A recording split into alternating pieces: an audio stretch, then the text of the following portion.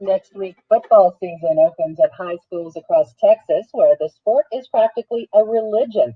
This season, the state will roll out the nation's largest steroid testing program for high school athletes. As many as 25,000 Texas students will be randomly selected to take the test. Larry Schooler reports from Austin. A steady drizzle doesn't mean much to football players and coaches at Aikens High School in Austin. Football! The team needs all the work it can get. It hasn't had a winning record since it started play 5 seasons ago. It also has some big players. At least one weighs 330 pounds. Defensive end David LaFuente doesn't think any of his teammates take steroids, but he believes others do. People looking at you. If they see a guy who's making sacks, making great plays, they're going to turn their head at him and they're going to look, and that's what they're trying to do with this. If you're taking steroids, that's what you're achieving. You're trying to get scouts to look at you to go somewhere. Somewhere means college. To get an edge on scholarships, some athletes take steroids to build up their muscles more quickly than they might in the gym. According to anonymous state surveys, around 2.5% of Texas high school athletes admitted they've tried steroids. Aikens coach Mike Zerline wants his players to take steroid tests. It would make it easier for him to bench athletes who cheat their teammates and hurt themselves. But I think we need to spend more time and more money on education on steroids.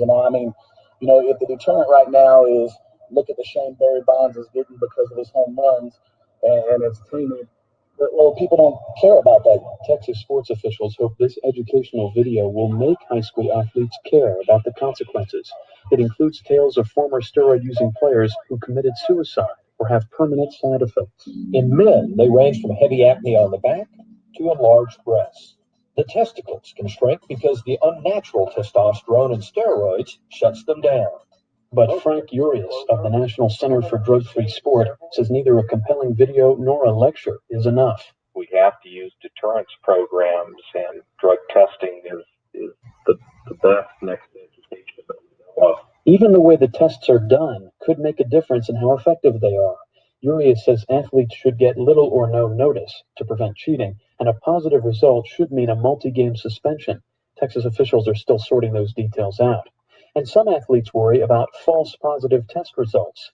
Charles Brydup of the University Interscholastic League says that shouldn't stand in the way of checking for steroids. If you're going to have a steroid testing program, you must have zero tolerance. And if you don't have zero tolerance, then you give everyone a King's X to say, oh, I didn't know.